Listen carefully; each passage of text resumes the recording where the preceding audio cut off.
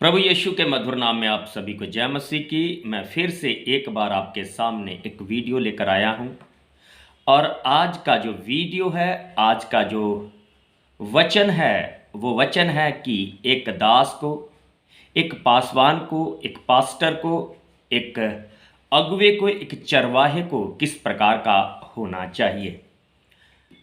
यूं तो बाइबल में बहुत सारे वचन हैं एक पासवान के लिए, लेकिन मैं 3 वचन आज लेकर आया हूं कि एक पासवान, एक पास्टर इन वचनों के द्वारा किस प्रकार का होना चाहिए। जो इस वीडियो को पहली बार देख रहे हैं वो सब्सक्राइब करें, शेयर करें, ताकि मेरा आने वाला वीडियो आप तक पहुंच सके और हम परमेश्वर के वचन को समझ सकें, परमेश्वर के कलाम को समझ सकें। हम पहला तीमुथियुस अध्याय 3 पद संख्या 1 जब हम पढ़ते हैं, वहां एक पासवानों के गुणों के बारे में लिखा गया है कि पासवान, पास्टर किस प्रकार का होना चाहिए। यहां पर लिखा है कि एक पासवान संयम होना चाहिए, सुशील होना चाहिए और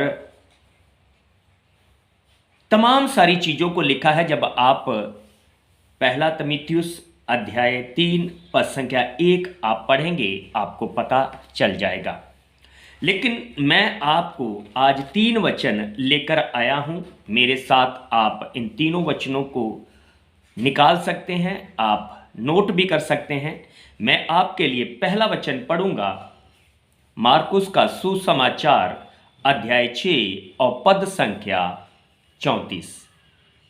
मार्कुस 6:34 यहां पर लिखा है, उसने उतरकर बड़ी भीड़ देखी और उन पर तरस खाया, क्योंकि वे उन भेड़ों के समान थे जिनका कोई रखवाला ना हो, और वह उन्हें बहुत सी बातें सिखाने लगा।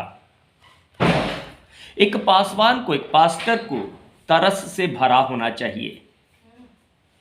उससे तरस होना चाहिए अपनी कलीसिया के प्रति, अपने लोगों के प्रति। उसके अंदर एक तरस होना चाहिए। जब तक एक पासवान के अंदर, एक पास्टर के अंदर तरस का आत्मा नहीं है, वो सेवकाई नहीं कर सकता। पासवान तरस खाने वाला होना चाहिए। बाइबल हमें सिखाती है कि हर एक पासवान, हर एक पास्टर तरस से भरा होना चाहिए। चाहे वो अपने परिवार के प्रति तरस खाने वाला हो, या अपने भाई बहनों के प्रति तरस खाने वाला हो, या कलीसिया के प्रति तरस खाने वाला हो।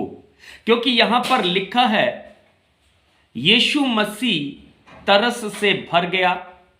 यीशु मसीह को तरस आया क्योंकि उन भेड़ों का कोई चरवाहा नहीं था।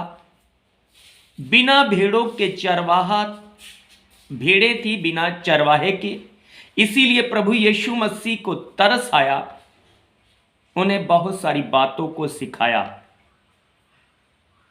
एक अच्छे अगुवे की पहचान है कि उसके अंदर कलीसिया के प्रति तरस होना चाहिए।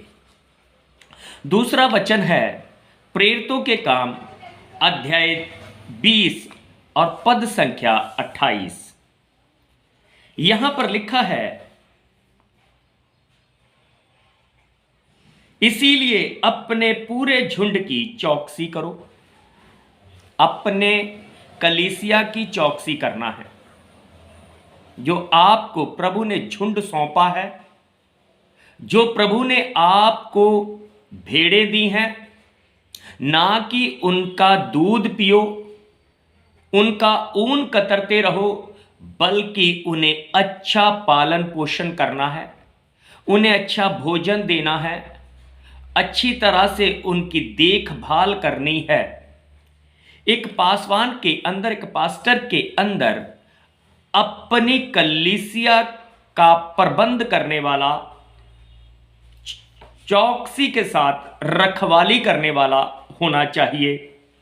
आगे लिखा है, जिसे पवित्र आत्मा में तुम्हें अध्यक्ष ठहराया है कि तुम परमेश्वर की कलीसिया की रखवाली करो। दूसरी बात आपको मैं बताऊं, ये जो कलीसिया है ये परमेश्वर की है, ना कि किसी पास्टर की है, और ना ही किसी पास्टर ने इन्हें खरीदा है, क्योंकि वचन में लिखा है परमेश्वर ने, प्रभु यीशु मसीह ने अपना लहू देकर इन्हें खरीदा है।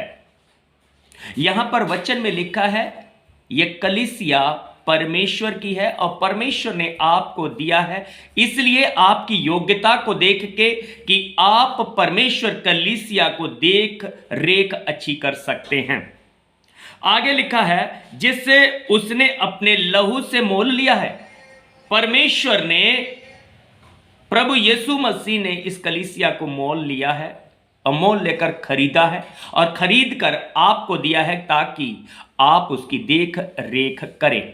ये किसी पास्टर की जागीर नहीं है कलीसिया, ये पास्टर के लोग नहीं। बहुत सारे पासवान पास्टर आज कहते हैं कि मेरे लोग हैं, मेरी कलीसिया है।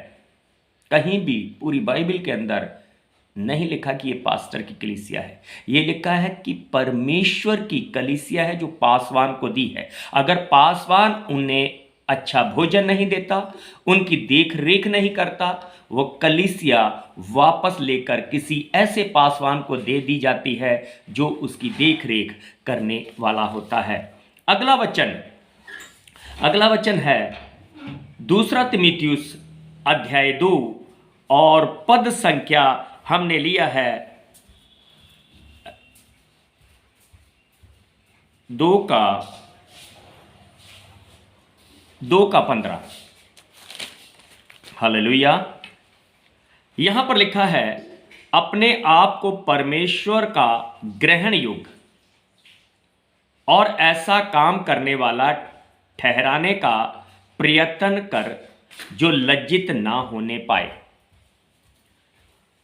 हमें परमेश्वर ने पासवान को रखा है कि वो परमेश्वर का कार्य करने के लिए हर समय, रात हो, दिन हो, आंधी हो, तूफान हो, बारिश हो, बरसात हो, जाड़ा गर्मी हो, वह हर समय अपनी कलीसिया, अपनी भेड़ों की रखवाली के लिए तैयार रहे।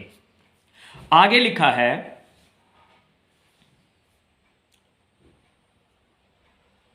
जो लज्जित होने ना पाए और जो सत्य के वचन को ठीक रीति से काम में लाता हो। अब एक वचन इसमें है, जो वचन को ठीक रीति से सिखाने वाला पासवान होना चाहिए। जैसे वचन में है सो ऐसा ही सिखाने वाला एक पासवान होना चाहिए। यहां पर लिखा कि वचन को ठीक रीति से लागू करने वाला या ठीक रीति से सिखाने वाला होना चाहिए। हमें वचन को सिखाने के लिए परमेश्वर ने रखा है। यदि कोई पासवान अपने लोगों को, अपनी कलीसिया को वचन नहीं सिखाता है, उससे वो कलीसिया ले ली जाती है और ऐसे पासवानों को दी जाती है जो वचन को सिखा रहे हैं, सही रीति से सिखाते हैं। वचन में लिखा कि अच्छा चरवाहा मैं हूं, अच्छा चरवाहा अपनी भेड़ों के लिए प्राण भी देता है। और यीशु मसीह ने ये करके दिखाया, अपनी भेड़ों के लिए, अपनी कलीसिया के लिए, अपने लोगों के लिए अपने प्राणों को दिए।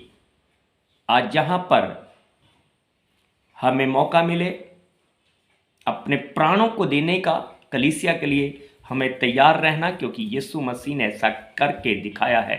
हम ना डरें, ना घबराएं, क्योंकि परमेश्वर हमारे साथ है। सो प्रभु ने एक अच्छे पासवान की पहचान के बारे में आपको बताया है कि एक अच्छा पासवान कैसा होना चाहिए। जरूर तिमुथियुस की पत्री जरूर पढ़ें, पहला दूसरा तिमुथियुस की पत्री पढ़ें और तीतुस की पत्री भी पढ़ें, क्योंकि ये पासवानों के लिए लिखी गई तीनों पत्रियां हैं। सो प्रभु आपको आशीष और बरकत दे। आमीन। आइए मैं आपके लिए प्रार्थना करूंगा। सर्वशक्तिमान पिता परमेश्वर, प्रभु यीशु मसीह, जितने लोगों ने आज के वचन को सुना है, हर एक उस भाई को, बहन को, बच्चे को प्रभु जी आप ब्लेस करें और आशीषित करें, ताकि इन वचनों के द्वारा प्रभु वो आशीषित हों और उद्धार और मुक्ति को पा सके और एक अच्छे चरवाहे की, अच्छे पास्टर की पहचान को कर सके।